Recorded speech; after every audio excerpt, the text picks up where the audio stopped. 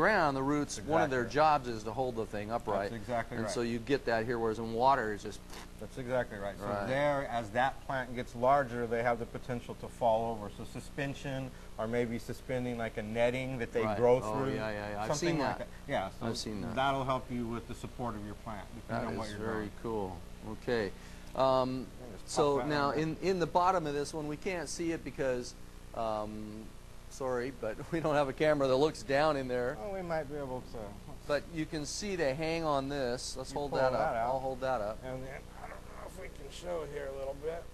This is a very highly There's that. aerated. Now, Shirley, if you can point that camera down there, and we can get a look at that. See, it's just really a bucket of so water That's exactly with right. nutrients and stuff, but you're pumping air through it, That's exactly right. And almost like a fish tank. That's exactly right. Well, we just popped our air stone here, so let's, there we go.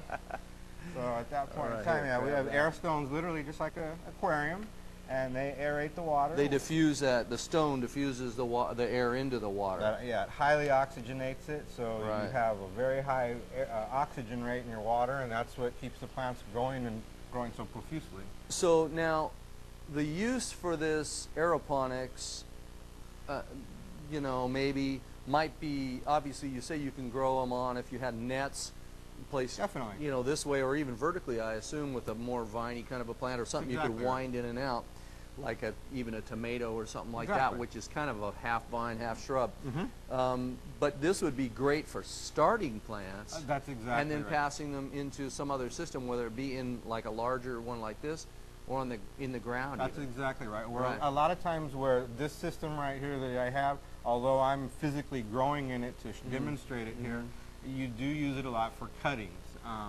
You'll take a cutting, like we were talking about there, that one pineapple sage is all off one plant. Now I can take that plant that I cut off of, and where I cut it, it's all blooming back out.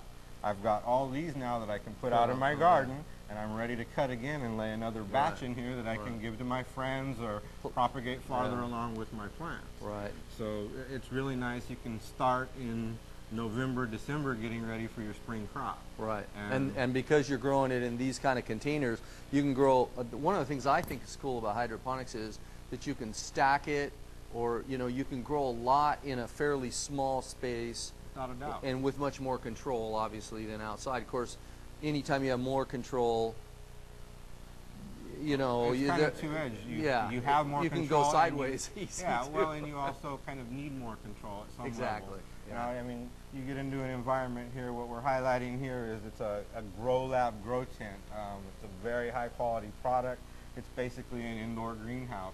It totally seals up. It has highly reflective walls. Right. Has ducting in and out if you need to port it. For ventilation. Exactly, because you know, depending on the lighting you're growing with, a lot of people still grow with high intensity discharge bulbs like metal halide or high pressure sodium bulbs. And they're hot. They're very hot. And they also, if you start doing studies on plant use, I've heard realms from 15 to 40% of usable light to the plant. All the rest is wasted in heat, wrong spectrum, and things of that nature. Right. So now that's what I don't know if you can pick it up on camera if you look into the box there, but it's I'm assuming you can. It is a violet color, sort of a almost like a hot pink looking light coming out of there. Purple and pink and Purple, a lot of yeah. different colors. Exactly. What this is a because of the day and age that we live in here, electricity is not very cheap anymore. Right. So as a lot of people that do grow indoors grow with 600 to 1,000 watt lights,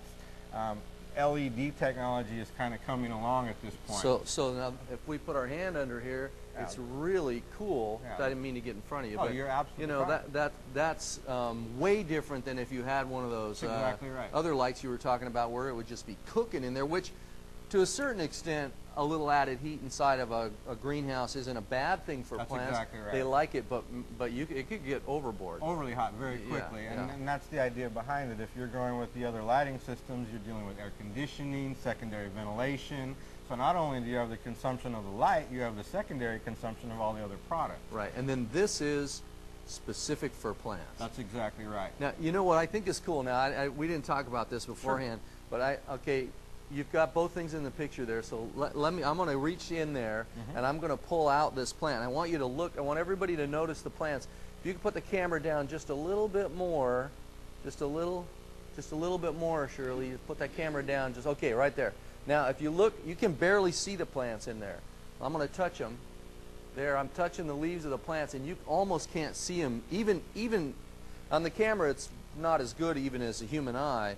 But even with the human eye, I can see them, but they blend into that color. It's kind of unique because they are absorbing all that light. That's exactly right. They're not bouncing back anything. They're sucking all that light in. No green being reflected back. Right. So. Now when I pull it out, look at how green that thing becomes. Oops, it's behind the other. Sorry about that. Look at how green that becomes. So very vibrant, just so very you can lush see green. that bright green. But when you're looking at, compare that to the ones that you can see in the box. Isn't that crazy? Now when I put it back in there, it just disappears into the light. And that just goes to show you that it's not, there's no green light in that box being reflected off the leaves. I just think that's fascinating, really. Yeah, it's literally the wave of the future. If you look at any indoor gardening magazines, there's quite a few of them on the market that are free publications that are in some of the local stores. Everything right now is being written on this technology. Right. A little bit of the industry is still leery of it because it's so new. Right. But that's changing quick. Well, there's always a bug or two, but you know what I think about this? Especially now in this time, people are concerned about spending money, and a lot of people I hear are going out and doing more purchasing of vegetables and stuff like that to grow their own vegetables.